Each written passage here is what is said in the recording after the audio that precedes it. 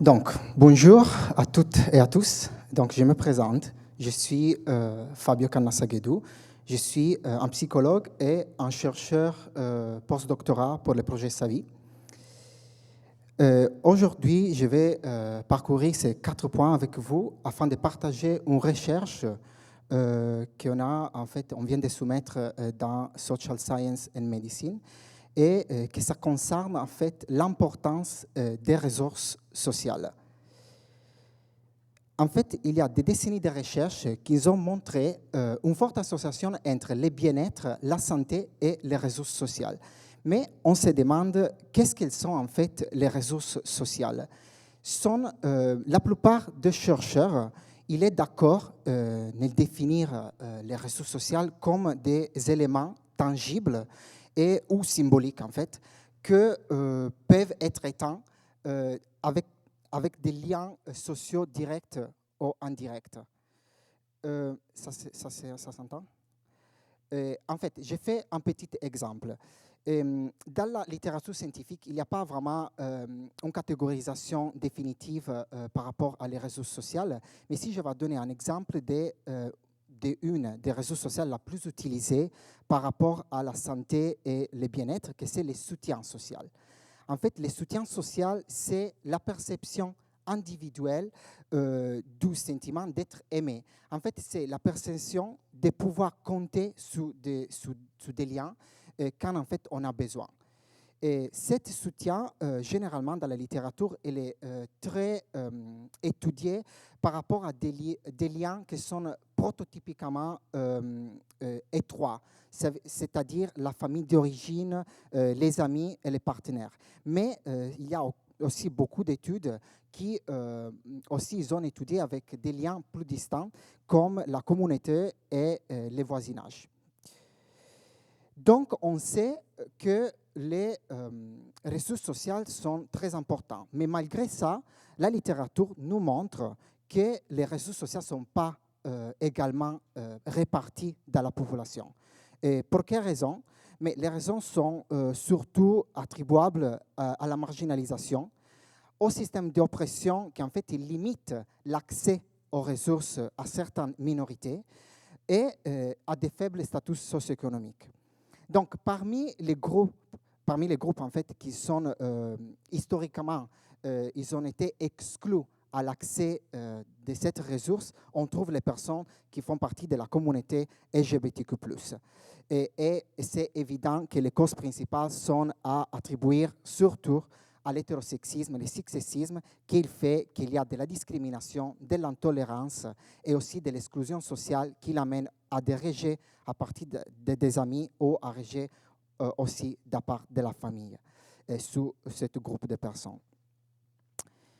Donc, sur cette base, on a formulé notre objectif.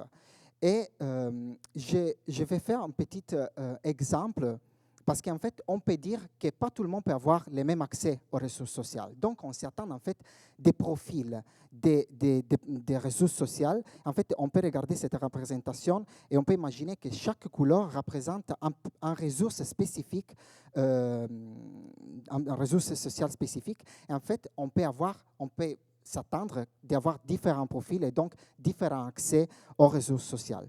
Donc, sur ça, on a formulé notre premier objectif, que c'était en fait d'identifier des classes des réseaux sociaux dans un échantillon de personnes LGBTQ+. Le deuxième objectif, il va être voir s'il y a une variation en termes de variables sociodémographiques. Et là, on a pris en compte les statuts d'immigration, l'âge, l'orientation sexuelle, la modalité de genre, les statuts racialisés et aussi les lieux de résidence et la fondation d'une famille choisie. Et comme troisième objectif, en fait, on a exploré de l'association avec des outcomes, des indicateurs de santé mentale et aussi de bien-être. Donc, qu'est-ce qu'on a fait pour atteindre cet objectif?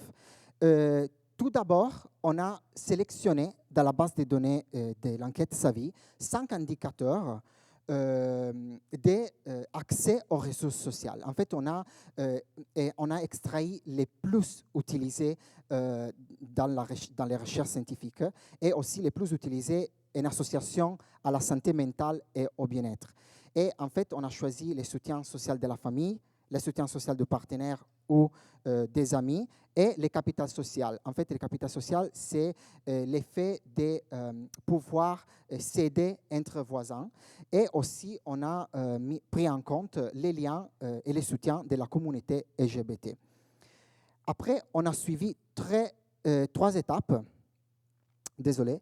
Et les premières deux étapes, ils sont servis pour, en fait, identifier cette classe. Et qu'est-ce qu'on a fait? On a implémenté en fait une méthodologie statistique sur 3082 personnes LGBTQ+. Et cette analyse, qui s'appelle une analyse des classes latentes, substantiellement, ce qu'elle fait, c'est attribuer une probabilité à chaque personne par rapport à les profils d'accès aux réseaux sociaux. Mais je vais faire un autre exemple. On imagine que, voilà, ça c'est notre échantillon. Ce qu'il fait, l'analyse des classes latentes, il va identifier toutes les personnes qui ont une probabilité d'avoir des profils égaux et les classer dans une classe. Donc, une fois que l'analyse nous a dit, ils a en fait défini combien de classes, identifié en fait combien les numéros de classes, on a utilisé cet paramètre pour étudier la variance en façon associée à des variables sociodémographiques ou à des indicateurs de santé. Les résultats sont très intéressants parce qu'en fait, on a identifié 5 profils dans notre échantillon et on peut bien voir que les premiers profils, c'est les 23% de notre échantillon qui a un accès complet. En fait, ça veut dire qu'il pouvait compter sur les 5 soutiens que nous, on a sélectionnés, donc famille d'origine, amis, partenaires, communauté et voisinage. En deuxième classe, qui en fait, c'est identifier toutes les personnes qui avaient l'accès seulement aux liens étroits, donc famille d'origine, amis, et pour cela, un couple, un soutien modéré des partenaires. Et troisième classe, c'était 18% de l'échantillon, qui en fait, il avait des soutiens, il pouvait compter seulement sur son soutien de la part des amis. Le quatrième, en fait, c'est les 41% de notre échantillon qui avait seulement un soutien modéré par rapport des amis. Et enfin, la cinquième classe, qui c'était 5% de notre échantillon, qui avait un accès limité aux réseaux sociaux, en fait, un accès faible.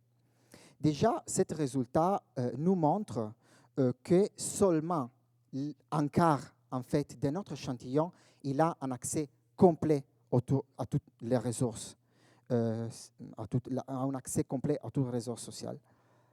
Un deuxième résultat, ça concerne donc l'association de cette classe avec les variables sociodémographiques. Et ce qu'on trouve, c'est que les participants blanches, gays, lesbiennes, nés au Canada, avec des revenus et des niveaux d'éducation plus élevés, en fait, étaient susceptibles de se trouver avec plus de probabilité, en fait, d'avoir un meilleur accès et donc d'être attribués à les deux classes, celui-là qui avait plus d'accès aux réseaux sociaux. Au contraire, les personnes doublement marginalisées, comme les personnes trans, non-binaires, BIPOC, en situation de handicap et immigrants, ils avaient plus de possibilités d'appartenir à les deux dernières classes. Donc, ils avaient un accès faible ou vraiment modéré de la part des amis. Les résultats sur les indicateurs de santé nous montrent qu'il y a un gradient. Qu'est-ce que ça veut dire? En fait, on a pris en compte la santé mentale et les niveaux de solitude. Et c'est qu'on voit que les deux, en fait, il n'y a pas de différence vraiment entre l'accès complet et l'accès aux liens étroits. En fait, sont celui-là qui ont des niveaux plus élevés de santé mentale et aussi qui se sentent plus entourés. Mais ce qu'on voit, les gradients, en fait, nous montrent que, en fait, ici, c'est très important, comme disait ma collègue précédemment. En fait, les soutiens élevés des amis, on a fait une étude sur ça. On a inclus en fait une variable qui nous disait combien les personnes, en fait, il avait fondé des familles choisies. Et en fait, on a pu voir qu'il y avait un gros pourcentage dans les troisièmes classes, que c'est celui-là qui avait des soutiens élevés par part des amis. Donc, on peut en fait imaginer que cette partie de l'échantillon, que c'est en 18%, il avait une grande probabilité d'avoir fondé des familles choisies. Et donc, en fait, on voit qu'il y a amélioration, il y a en fait un niveau de santé mentale qui c'est mieux en comparaison les derniers de classe, mais ce n'est pas comparable de toute façon à ceux-là qui ont un accès complet aux liens étroits comme la famille d'origine. Et en fait, c'est qu'on voit que les personnes qui ont un accès faible, ils ont des niveaux faibles de santé auto-évaluée, santé mentale positive et aussi des niveaux très élevés de solitude. Donc, en conclusion, cette étude a relevé qu'il existe un déséquilibre dans l'accès aux ressources sociales chez les personnes LGBTQ+. Les soutiens de la famille jouent un rôle clé dans la santé mentale qui ne peut pas vraiment être compensé par d'autres liens.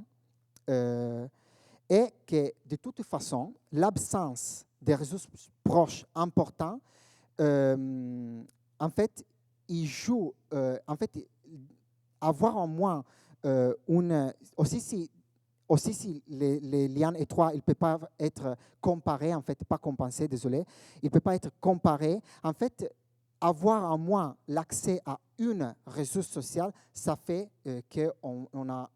on peut prédire des meilleurs indicateurs de santé et des meilleurs indicateurs de bien-être.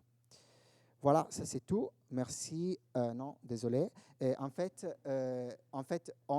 comme intervention, en fait, on propose que c'est très important de soutenir la santé chez les personnes LGBTQ+, et de se concentrer surtout sur s'assurer que cette population a accès au moins des réseaux sociaux, et en particulier dans le contexte de la famille d'origine. Voilà, merci de m'avoir écouté.